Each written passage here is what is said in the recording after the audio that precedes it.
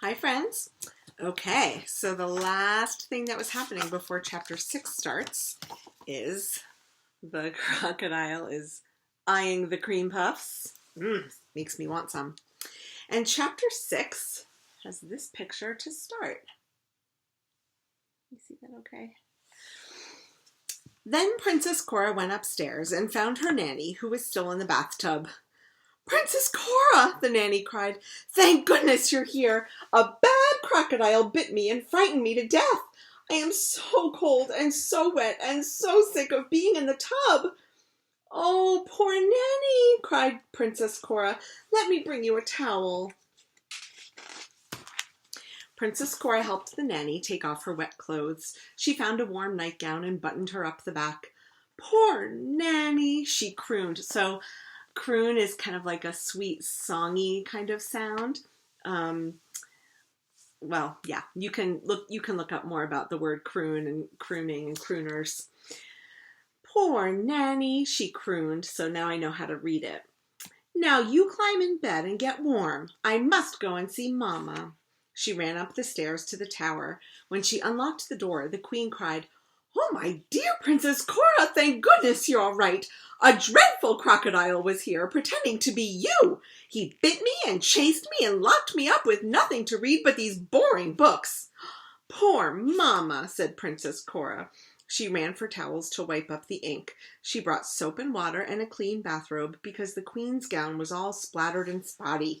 Princess Cora tried to get the ink off the books, but the queen grabbed the stack of books and flung them out the window. "Mama," said Princess Cora, "what are you doing?"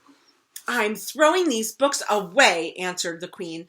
"I've been locked up with them for hours and they're deadly dull." Princess Cora tried not to smile. "Yes, they are," she agreed and kissed her mother. "Now I must go and find Papa."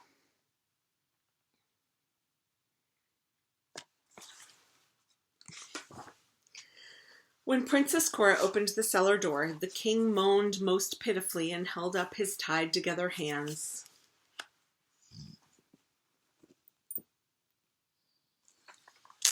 "Oh dear, poor Papa!" cried Princess Cora. She knelt down and began to loosen the knots. "Oh, Princess Cora," groaned the king, "a wicked crocodile chased me and tore my pants." "No, don't look," cried the king. "Shut your eyes." "How can I untie you if my eyes are shut?" asked Princess Cora. "Don't look in the back," said the king. "That crocodile tore a hole in my pants." "Oh my goodness," said Princess Cora, and she fetched her father's bathrobe and covered him up. Then she untied all the double knots. When the king was free, he stood up and stretched. "Now what?" he said. "There's time to skip rope before supper." "I think we should have supper now," said Princess Cora. "I'm hungry." And she was, because strawberries are not very filling, and she had run up and down a great many steps. Oh, and that was the end of chapter 6. So we'll go ahead and read chapter 7 as well. So Princess Cora and the nanny and the king and the queen had supper together. The grown-ups were all in their bathrobes, and Princess Cora still had pine needles in her hair, but everyone was too hungry to care. Nobody spoke until after dessert, which was cream puffs. Then the queen said, "We must hunt down that crocodile and get rid of him." "Yes," said the king. "Then we can go back to the way things were." Princess Cora felt her heart beat fast. "He's not such a bad crocodile," she said. "My fairy godmother sent him to me. I like him." "Like him?" said the queen.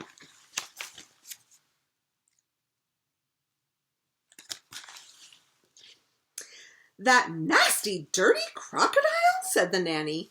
"The one who tore a hole in my pants and chewed on my rear end and got crocodile spit on my behind?" said the king.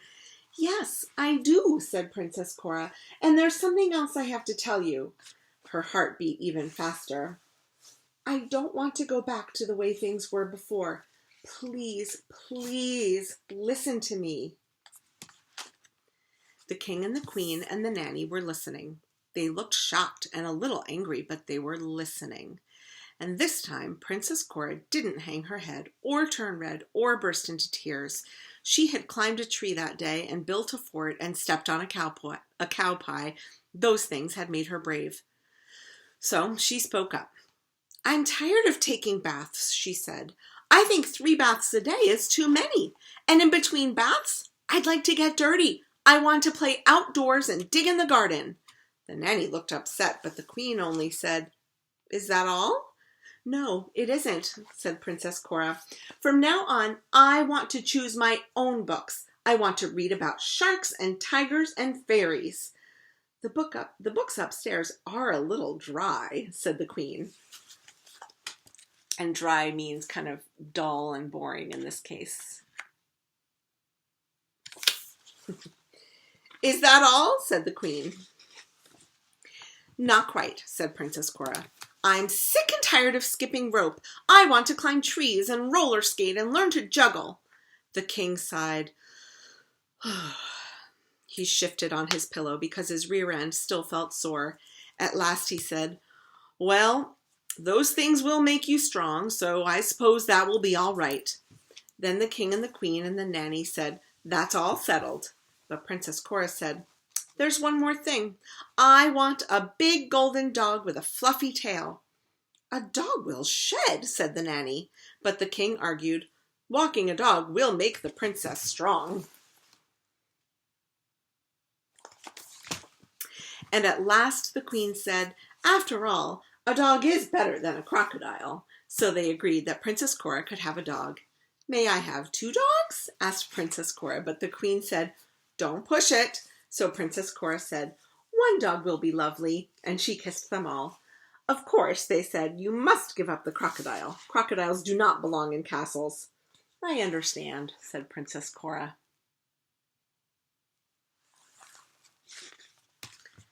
So the very next day, Princess Cora got a lovely golden dog with a fluffy tail, and her life changed. She took only 2 baths a day, and in between them she got dirty. Some days she read law, and some days she read fairy tales. Some days she skipped rope, but other days she skipped skipping rope. And every day she walked her golden dog by the lily pond where they ate cream puffs together. And every day Princess Cora threw a dozen cream puffs into the water, just in case there was someone there who liked them.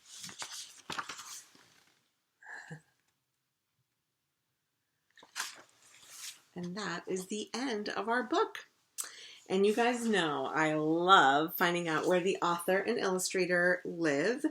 The author, Laura Amy Schlitz, she's a teacher and a writer, and she lives in Maryland. And the illustrator, Brian Floca, lives in Brooklyn, New York. Okay, and that is the end of our book. I will go ahead and stop this for now, and I'll let you know if there's a little assignment that goes with it. But really, this was just a purely for pleasure read aloud. I hope you enjoyed it. Okay, see you soon.